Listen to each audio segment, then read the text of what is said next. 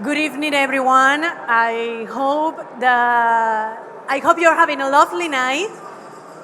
I will just take a few minutes of your attention. Again, I'm hoping you're having a lovely night, and I hope you have enjoyed all the day in Madrid at the first conference and the first journey that we have programming for you. Tonight, we are going to start with hearing a voice that, for me personally, as a Spaniard, is a needed voice for Spanish conservatism in the European Parliament. I'm talking about Herman Terz, as you might know him. He is a member of the European Parliament, and he's going to talk to us tonight, also in the name of the Disenso Foundation, Fundación Disenso, that I think is a voice that needs to be heard, not also for Spanish, for our conservatism movement, but also in Europe and across the world. So it's an honor to me to introduce you, and the stage and the audience is yours.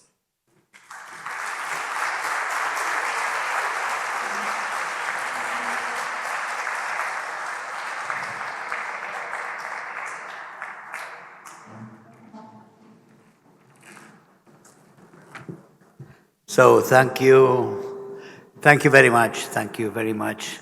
Thank you, New Direction, thank you, Disenso, thank all the foundations that have arrived here, and CEU, CEFAS, all the foundations that came to Madrid, to think about what is happening around, which is a lot, and to a great extent, very difficult.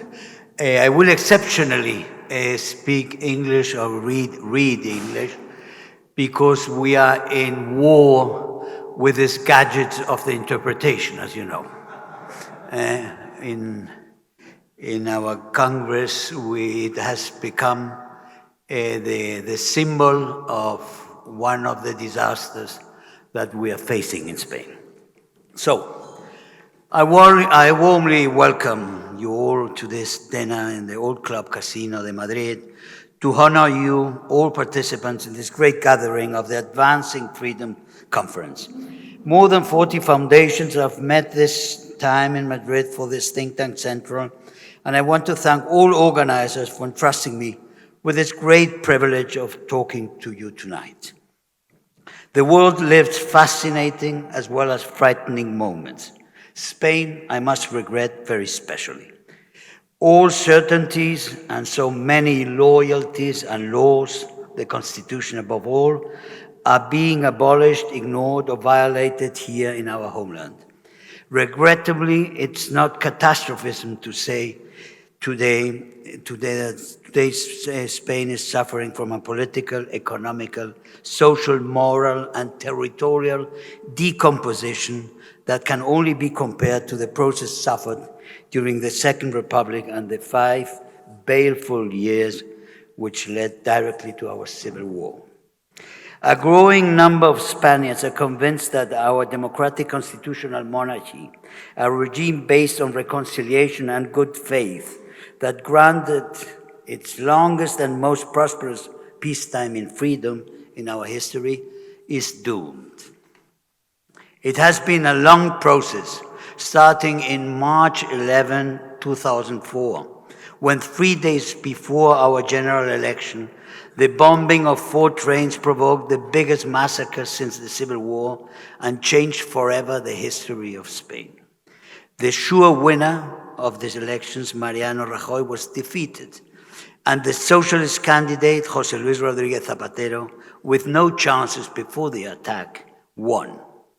Spain is since then sliding in almost Venezuelan fashion into a different system. The so-called progressive alliance between the left and the separatists is undermining our constitution, territorial integrity, and equality among regions, our freedom and civil rights too, and has almost abolished truthful communication between the power and the people. Neither the disastrous end of Zapatero's 7-year government, nor the 7 years of a supposedly technocratic government of Mariano Rajoy changed the direction that the left imposed when it came to power after the bombing 2004. It aims to create conditions for a regime without alternative to the alliance between left and separatism. If Sanchez manages to stay in power, we will enter for sure what could be the last phase of this dismantling of the regime of 1978 and its constitution and its monarchy, of course. To close the Spanish question, I want to stress that the European Union, which has been imposing sanctions to conservative governments like Poland and Hungary for far less problematic moves about the rule of law, has financed with enormous generosity this socialist and communist government, which has dismantled one after the other the guarantees and credibility of the institutions in Spain. Spain may be seen as it was in the 30s in the past century, and it was then at the forefront of global progression towards doom. All over the world, the illusions now of an easy world that we thought had started more than 30 years ago with the celebrated universal triumph of the so-called liberal democracy and free market is already past and seems remote, if not ancient. After the fall of socialist tyrannies, we thought the criminal absurdity of the communist ideology was over forever. So did Miss Margaret Thatcher, the founder of New Direction, the foundation of the European Conservatives and Reformists, which organizes with the CEU and CEFAS and the foundation the censor of this conference. With Ronald Reagan and the Pope John Paul II, there's three figures to whom we owe so much and who seem today so far and alien to all scenarios we are facing now.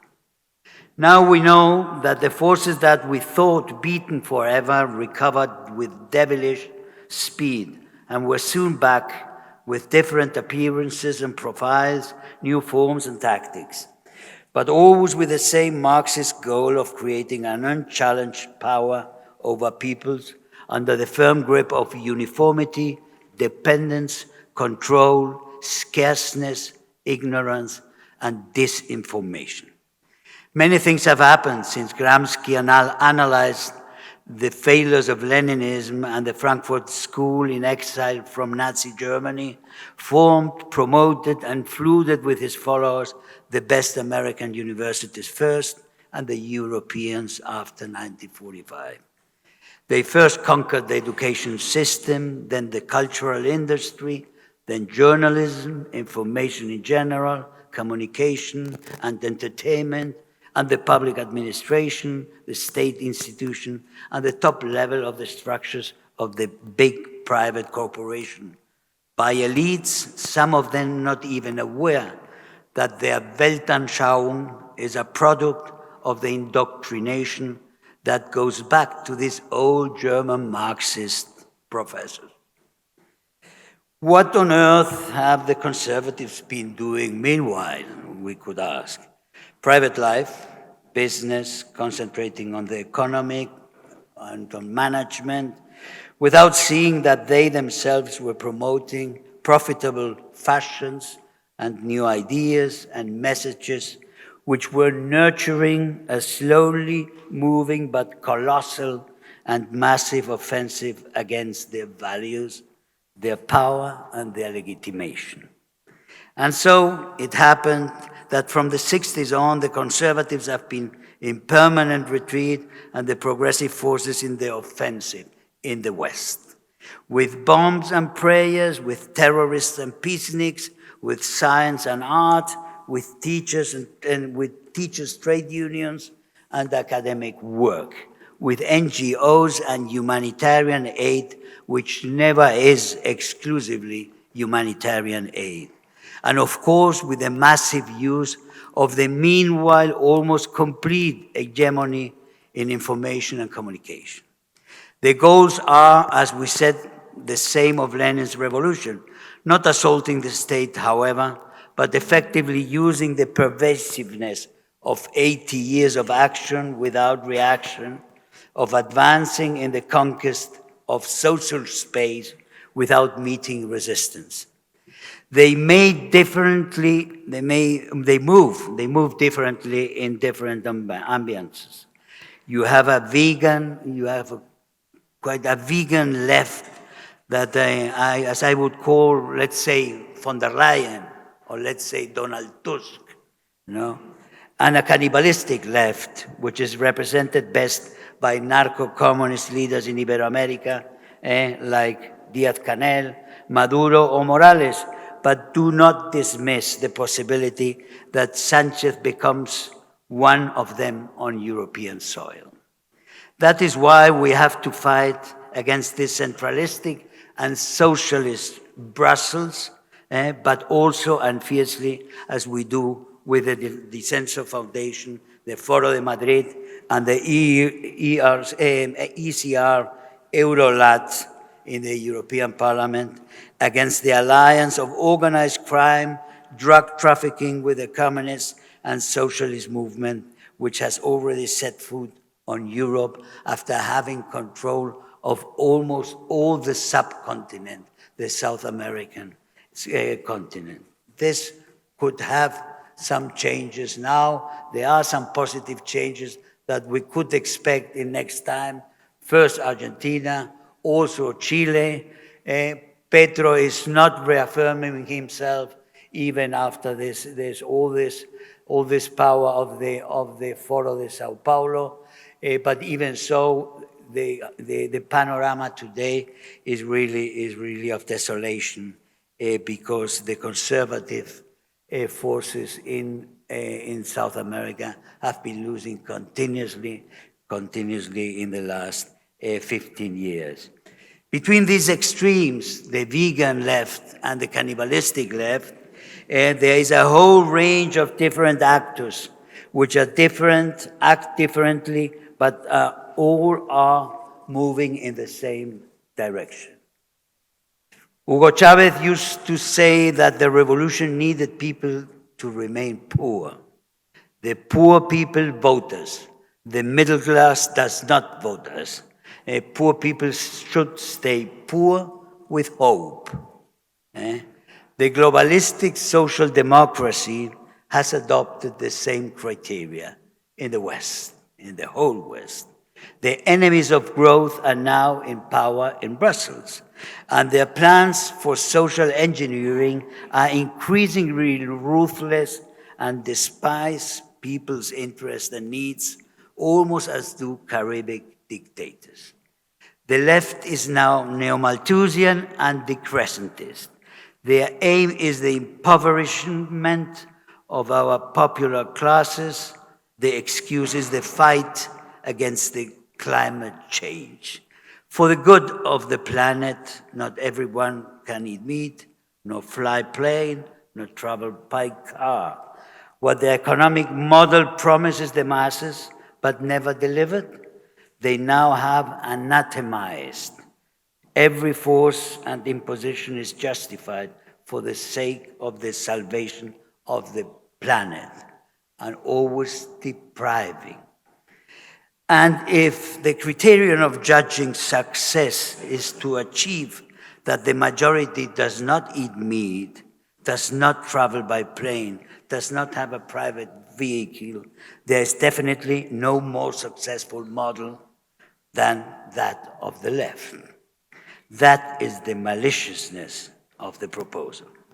3 decades ago, the French socialist Jacques Delors, then president of the Commission, expressed his desire and intention to transform the European Economic Community into a federation of states. The answer of Lady Thatcher has echoes even today. No, no, and no. Just as Delors' disciples are already preparing a change of the treaties by the back door in a federal sense, which means in centralist sense, we, admirers of Thatcher, must answer no with the same vehemence and fiercely.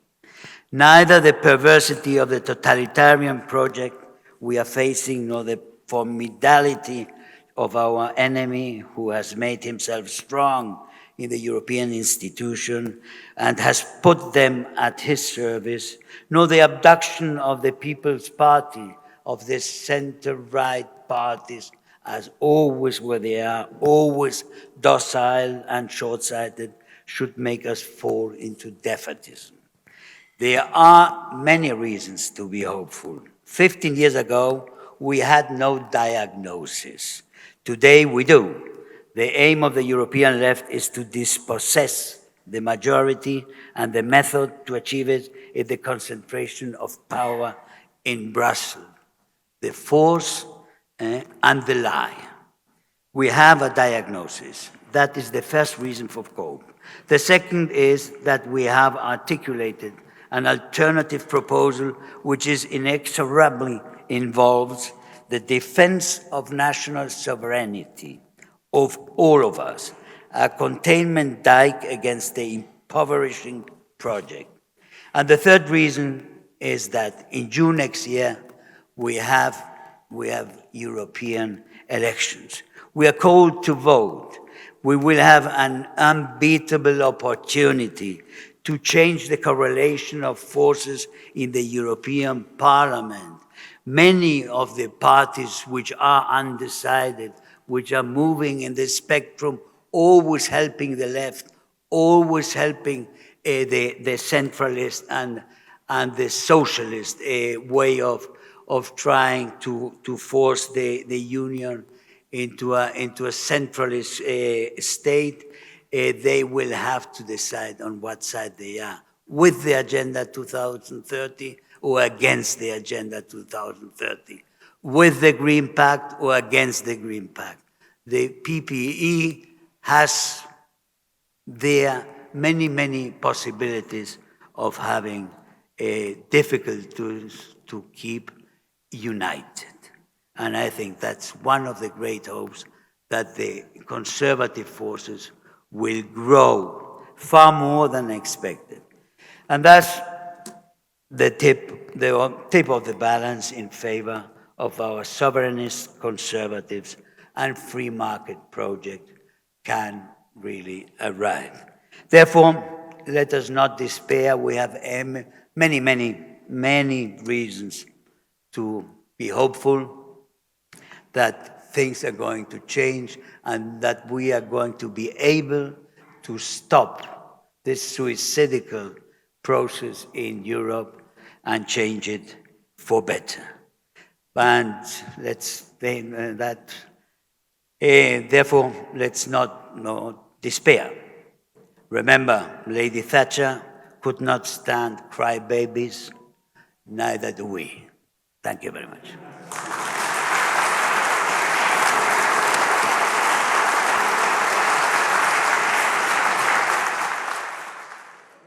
So I'm hoping you're having a good evening, and let's say that now, after the main course, we're going to have the main speech of the night. After what we heard from Mr. Herman Terz, now it's my honor to introduce you to Dr. Robin Harris. He will deliver the Margaret Thatcher dinner speech tonight. We are honoring her also tonight, and as you might probably know, Dr. Harris is Vice President of the Center for Renewal of Culture in Croatia and author of several books. Before that, he was the Senior Advisor to British Prime Minister Margaret Thatcher and one of her official biographers. So I'm sure he has a lot of interesting things to share with us tonight, and that was my honor to introduce him to all of you. That's gin.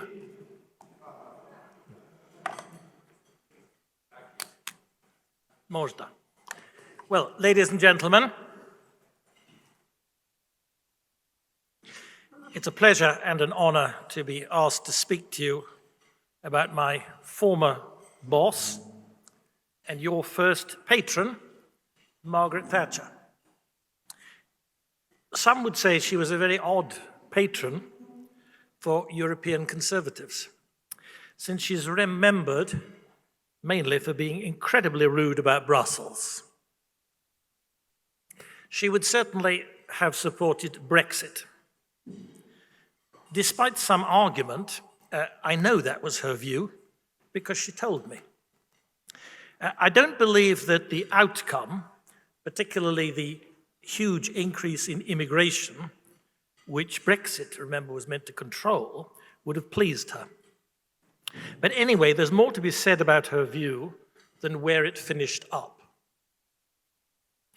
Mrs. Thatcher was sincere in wanting Europe to be a success. But what she wanted the European common market to be was not what most of the other states eventually wanted. Her British successors then gave up on the battle to steer Europe away from centralization. If she had remained a few more months in office, she would have vetoed the Maastricht Treaty. Again, I know that. That would have allowed Britain to remain within the existing framework, while others integrated further under new treaties. Brexit would therefore have been unnecessary. In this sense, she would have kept Britain in Europe. The important text for all this, if now only as an inspiration, is her Bruges speech to the College of Europe in 1988. I had a hand in it. Read it, and you will see that it is not anti-European. In fact, it extols Europe's legacy and values, especially those of Christendom. But it adds that, and I quote, "Europe is not the creation of the Treaty of Rome. It calls for cooperation between independent sovereign states. It says nationhood must not be devalued. It describes it as folly to try to create what she talked of as an identikit European personality." Well, that is what we all here surely believe today. The Bruges speech was also ahead of its time in stretching out explicitly to Europeans living in the thrall of communism. East of the Iron Curtain, she said, people who once enjoyed a full share of European culture, freedom, and identity have been cut off from their roots. And she added that we shall always look on Warsaw, Prague, and Budapest as great European cities. Now, this is a different language from that employed by the little Europeans then and now. After the Berlin Wall crumbled, Mrs. Thatcher visited Eastern Europe whenever she could. The visits to Poland were simply electric. She never lost her concern for how the ex-communist countries fared, and it was her love for Croatia, which indirectly explains why I now live there. So she changed many lives. She did not always, however, make life easier, it must be said.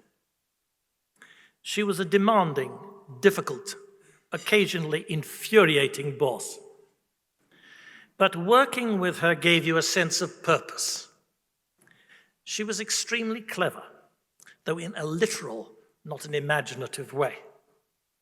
She had a phenomenal grasp of facts, and she worked ridiculous hours to acquire it.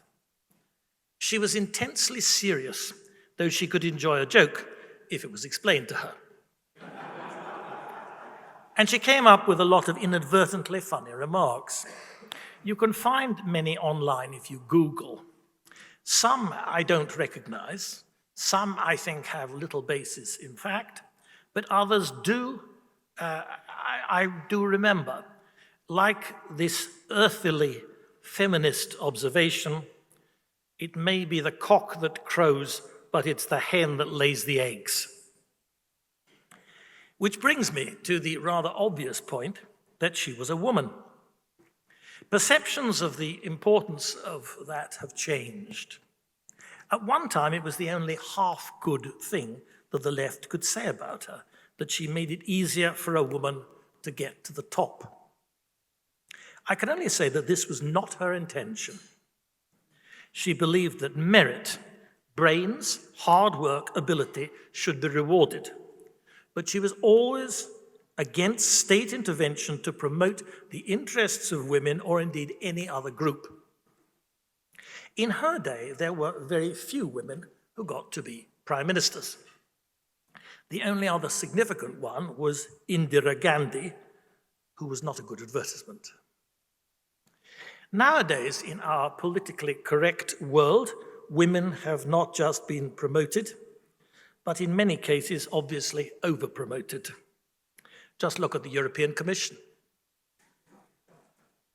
Feminist reverse discrimination now can be seen as just the first, but by no means the last wave of social engineering, which will shortly see menstruating men and muscle-bound women telling us all what to do. Since Mrs. Thatcher, we have witnessed women, like men, can be good and bad at leading countries. Germany's Angela Merkel must be reckoned as one of the most disastrous European leaders of the post-war era. New Zealand's Jacinda Ardern turned out to be a red cultist incompetent, against which Italy's current Prime Minister, Giorgia Meloni, is terrific, an inspiration.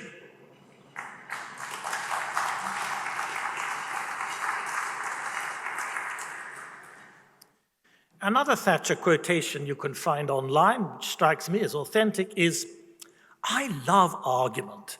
I love debate. I don't expect anyone to just sit there and agree with me."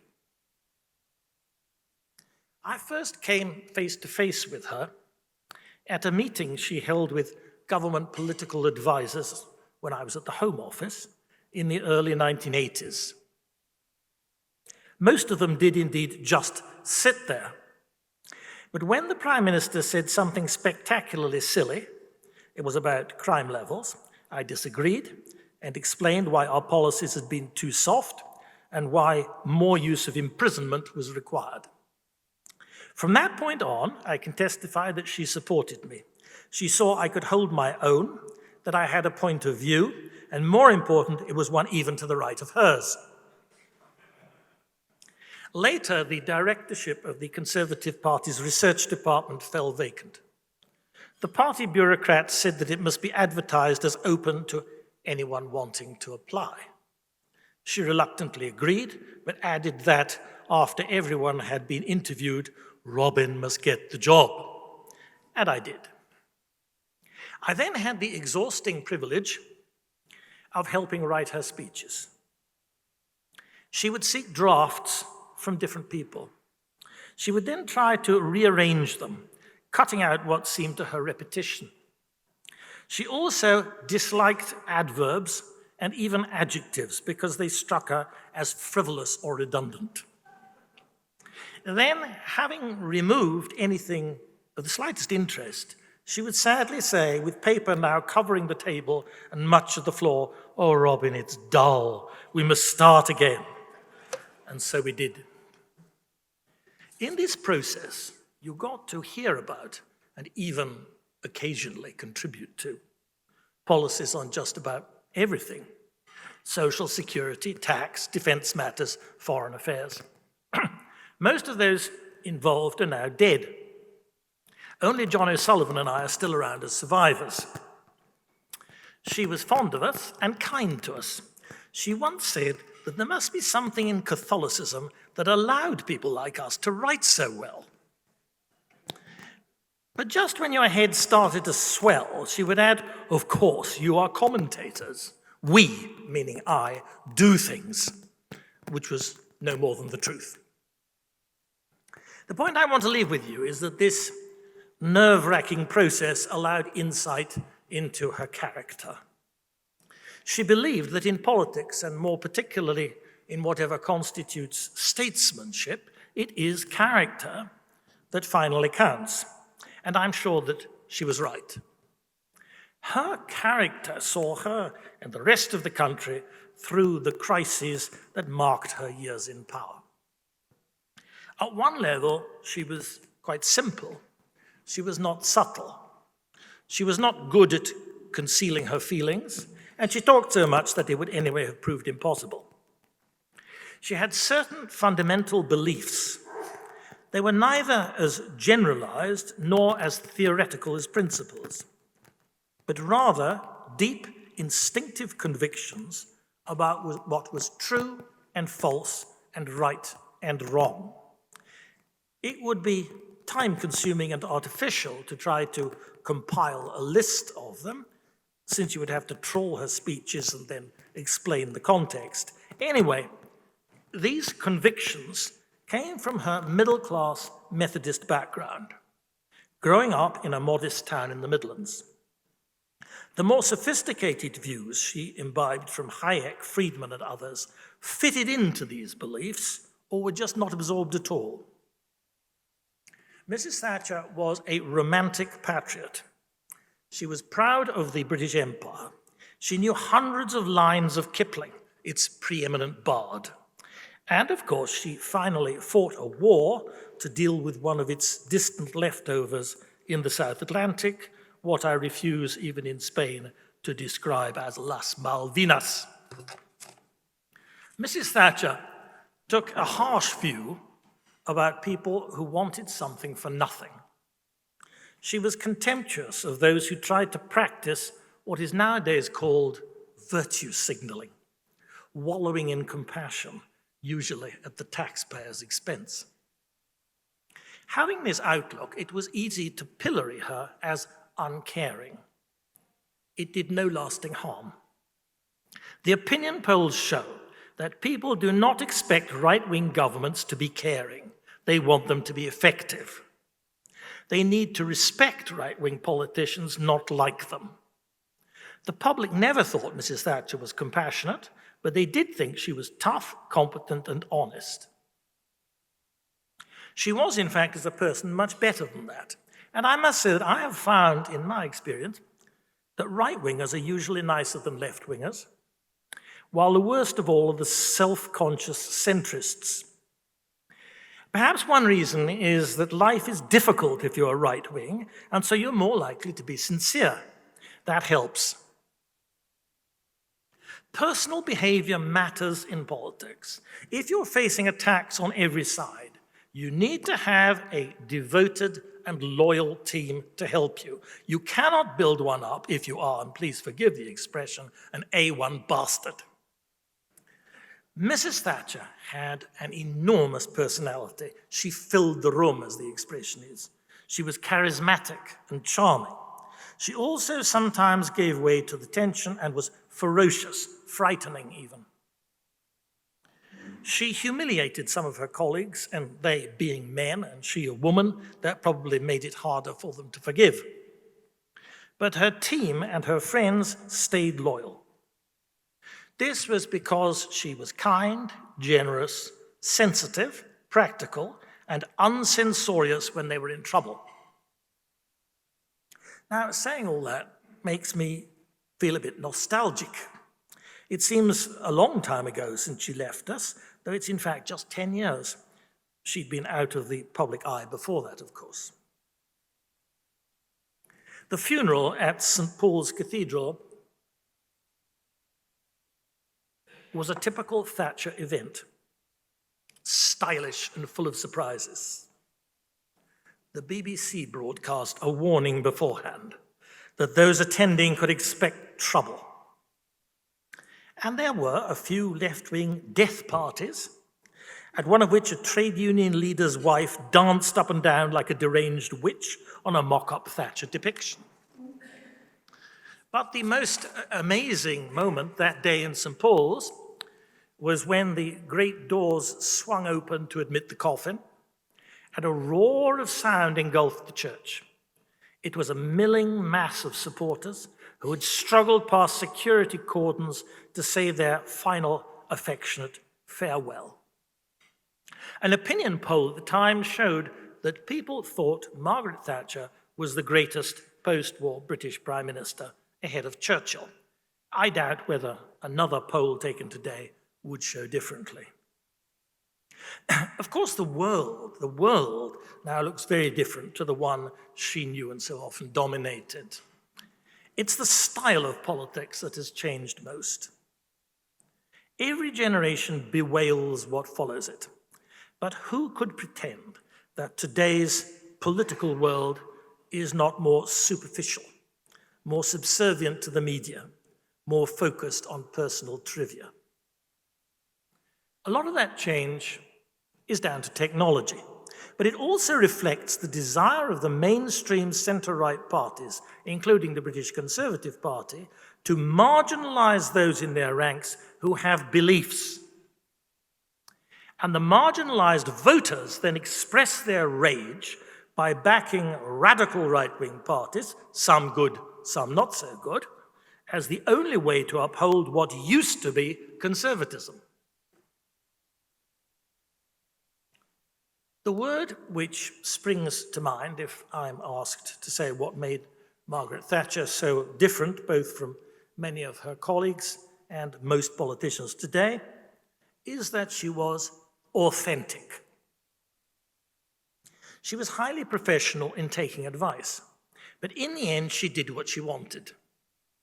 This made her unpredictable and sometimes unmanageable and got her into trouble. But even what were thought of as gaffes had their uses. Let me give you just one example. In 1978, so still in opposition, there was heightened concern about the level of immigration. It was a sensitive topic, though when you look at the figures then compared with the immigration deluge now drowning us, you wonder why. Anyway, the old guard of the Conservative Party were terrified of being labelled as racist. She wasn't a racist, but she knew what people thought. And in a television interview, she said that people felt the country might be rather swamped by people with a different culture. All hell broke loose. The party bigwigs were outraged. But lo and behold, the Conservative Party jumped in the opinion polls. From then on, throughout the whole of her time as leader, there was no room for any populist right-wing anti-immigrant party. People thought that no one sensible was more right-wing than Margaret Thatcher.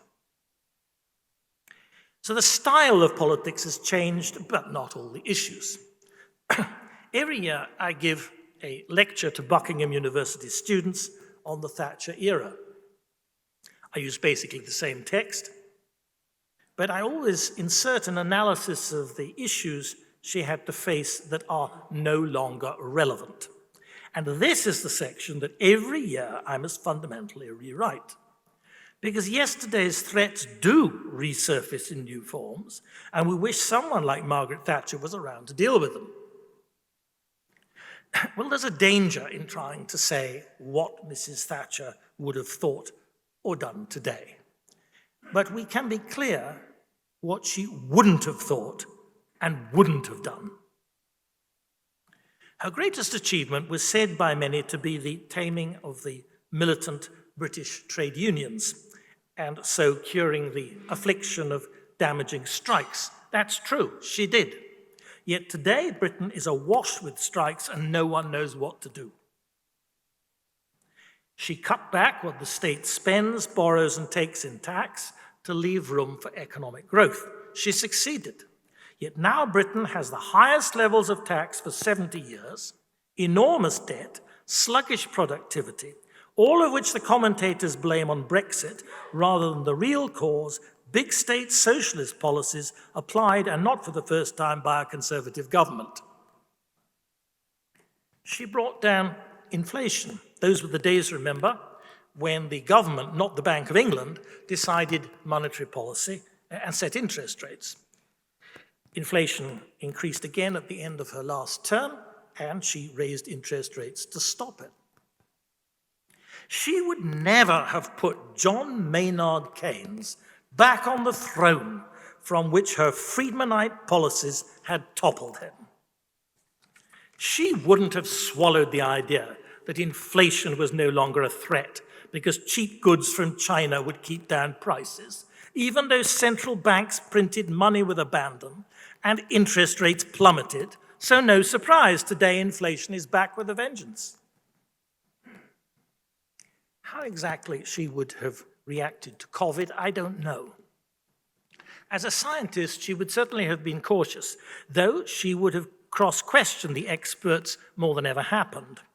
I certainly don't believe she would have locked down private enterprise and spent and borrowed through the public sector as if the bills would never have to be paid. I'm similarly unsure what would be her attitude to Russia's war against Ukraine.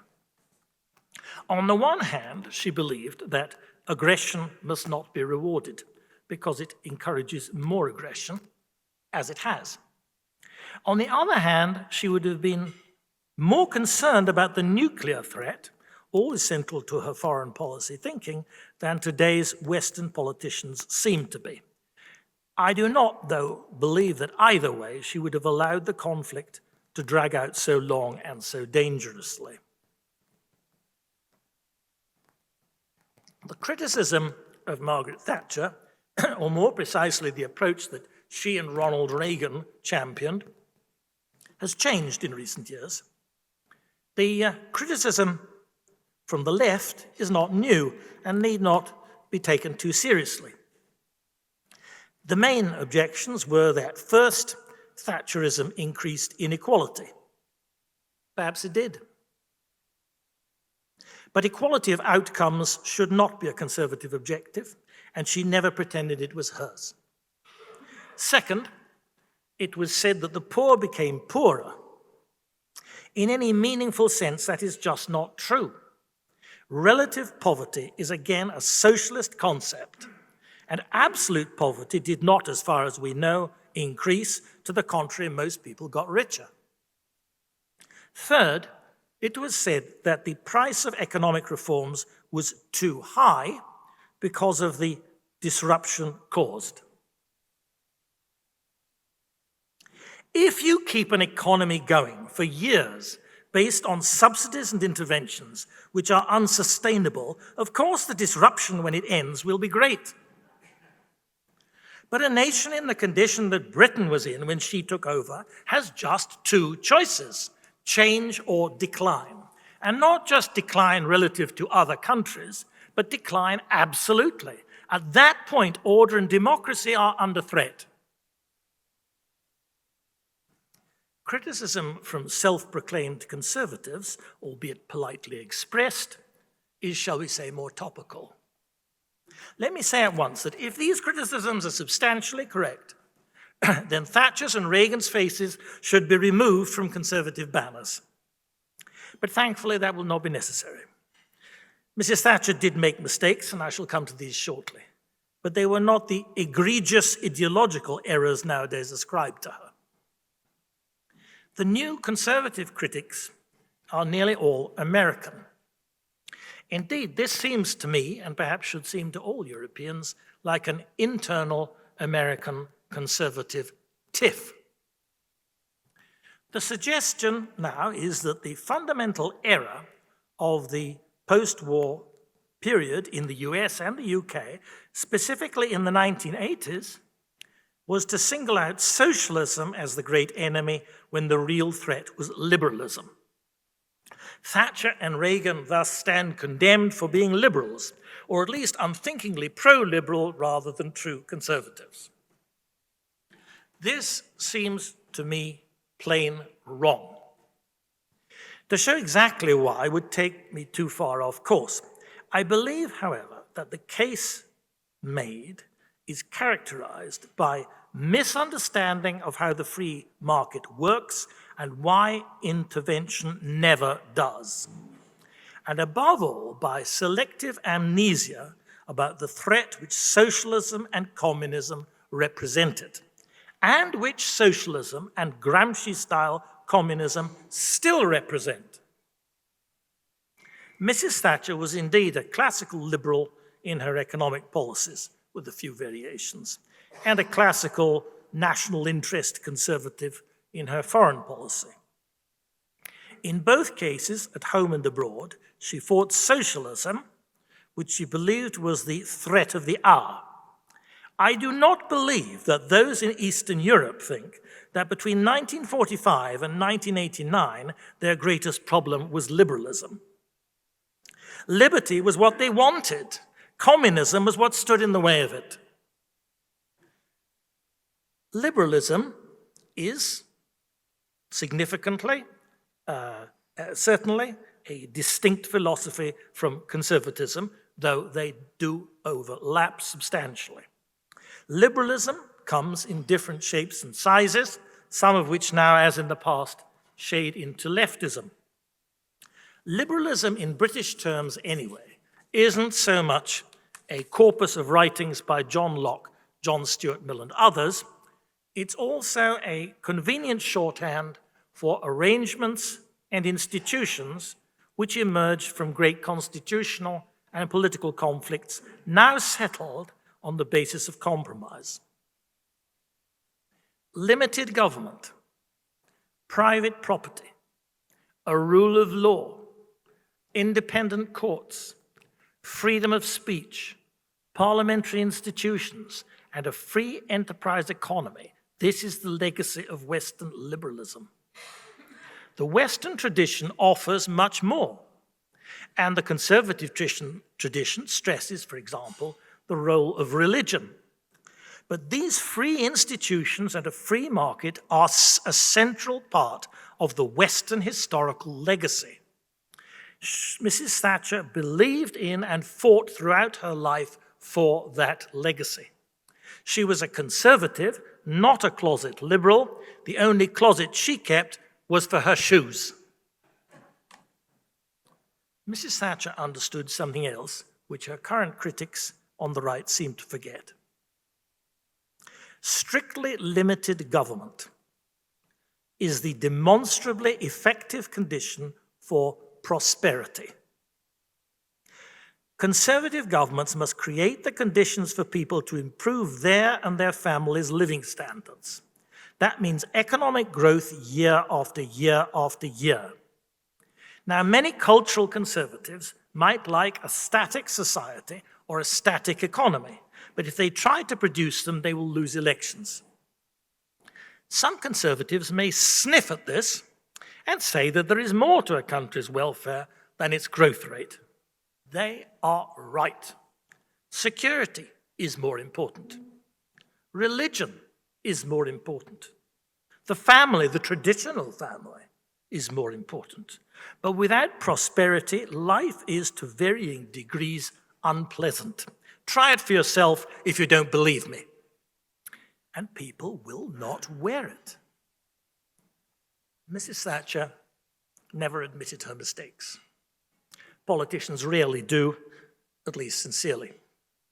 But she made some, or she would have stayed in power longer. It was the local government tax, the so-called poll tax, that finished her. The economy had overheated and the wolves were baying on the European issue. But you can't get everything right, and in the end, her usually good luck deserted her. The only wholly bad current development, in my view, for which she can justly be blamed, is the climate change obsession. As a scientist, she thought it was a good idea to lecture the world on that subject, which she certainly understood better than most. She later, though, started to regret where it was all leading. More important are the problems she didn't address. She allowed the British National Health Service to go largely unreformed. Her successors then permitted it to become sacrosanct, which process COVID completed, and it is now set to bankrupt the country. Both she and Ronald Reagan underestimated the issue of dependency on social benefits and their addictive, demoralizing effect. Now, the reason, I think, is that her generation and his just could not imagine living off handouts if you didn't need to. Shame, stigma operated. Our society today is shameless, and the only remaining stigma is attached to us as conservatives. She would never have conceived of a world of LGBT+, of BLM, of decolonizing even mathematics, for goodness sake, and of tearing down national monuments. This revolution uses the language of rights, but whether it is any kind of liberalism is questionable. As Christopher Rufo argues, it is in truth the fulfillment of Frankfurt School Marxism. She would have thought it all mad, but she would have lacked the philosophical resources to fight it. And here, I think, the critics of liberalism have a point. The Anglo-Saxon, Protestant, liberal political tradition is ill-equipped to engage in this desperate struggle to save our culture. In predominantly Catholic Europe, we understand the disease and can better suggest remedies. In politics, you need good policies, clearly expressed, that motivate your base. But you also need good leaders. The trouble is that you never fully know what you're getting until he or she has been tested. One thing a leader must have, what Margaret Thatcher had, what is more important even than brains, knowledge, and experience, is raw courage. She had both moral and physical courage, and she needed them. Without moral courage, she could not have ridden through the personal abuse, overcome cabinet plots, pushed through trade union reform, reined back spending, defeated the year-long miners' strike, won back our money, as she outrageously called it, from Europe, or defeated Argentina in the Falklands, all against the odds. Without physical courage, she would not have helicoptered into border areas of Northern Ireland when the IRA must have had her in their sights. Without it, she would have been shattered by the IRA attempt to kill her with the Grand Hotel bomb of 1984 in Brighton. She remained perfectly calm, and she later delivered the speech that the terrorists thought they could stop, adding the famous lines which I now quote.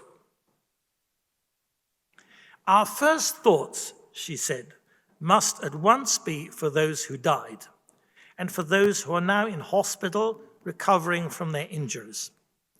But the bomb attack clearly signified more than this. It was an attempt not only to disrupt and terminate our conference, it was an attempt to cripple Her Majesty's democratically elected government. That is the scale of the outrage in which we have all shared, and the fact that we are gathered here now, shocked but composed and determined, is a sign not only that this attack has failed, but that all attempts to destroy democracy by terrorism will fail." Amen to that. Shortly before his death, Benjamin Disraeli, the Victorian British Prime Minister, remarked that courage is the rarest of all qualities to be found in public men. It still is. And without it, you're lost. Thank you.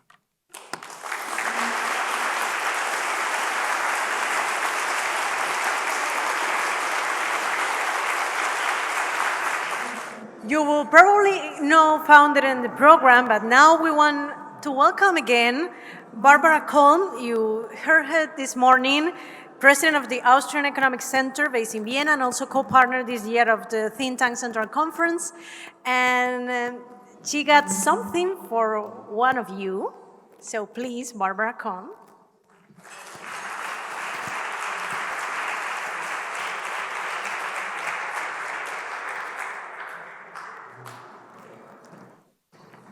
Well, thank you very much. By now, you know that I always come to the stage with glasses or hand glasses to our friends. I would simply like to express my gratitude and thanks to our friends and partners. And first of all, let me start with Antonio Giordano, Secretary General of ECR. Warm applause to you.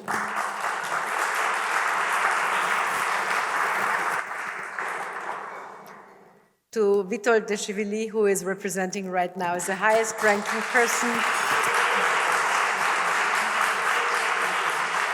of of New Direction, our partnership here. To our keynote speakers, distinguished keynote speakers, thank you so much.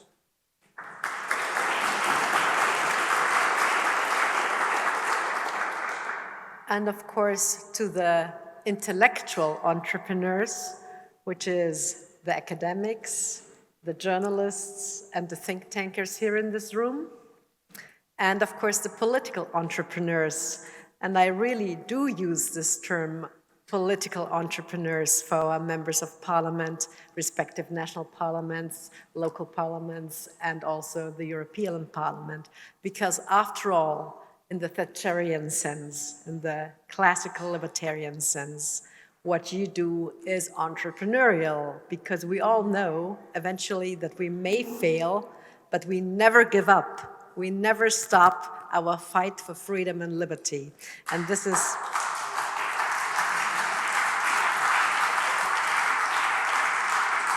So we know that we can rely on our intellectual and also political entrepreneurs in our fight for freedom, and in order to make sure that the next generation is also motivated constantly, the European Resource Bank meeting that we held together with New Direction in Portugal earlier this year, and with the European Economic Senate and the European Taxpayers Organization and many other great organizations that are especially here represented, we held the Dragon's Den.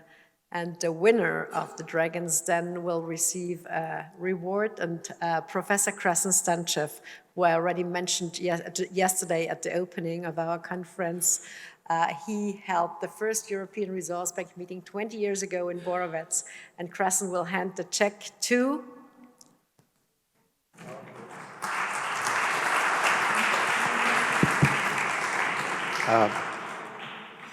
These rooms are not built for mics and loudspeakers, but I believe you hear me.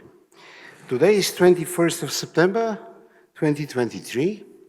Tomorrow is 22nd of September, 2023, which is the National Independence Day of Bulgaria. And on the eve of National Independence Day of Bulgaria, I'm honored, as one of the founders of the European Resource Bank, to present a small check to Eli Lawson, Prometheus on Campus, the winner of Dragons competition at the European Resource Bank meeting 23 in Porto, announced at the Think Tank Central Conference in Madrid. Eli, the check is yours. Eli is originally from Israel, currently based in London, an evidence of the benefits of globalization. Thank you very much. Thank you. So I've been told to be brief, but that's good because I haven't prepared anything. So I just want to say that I look around and I see political leaders, I see leaders of industry, leaders of intellectual movements, and that's amazing.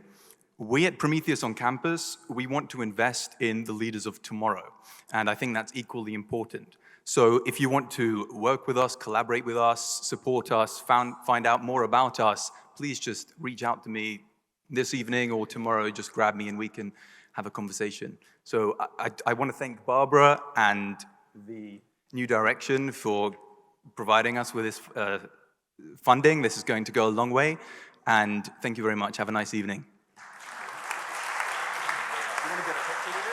Yes, 1 second, yeah. Okay, there's over there, pictures, and then...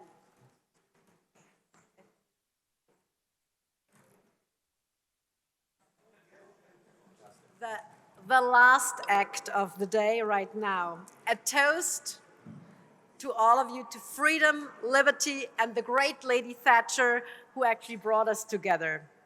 Here, here. Cheers.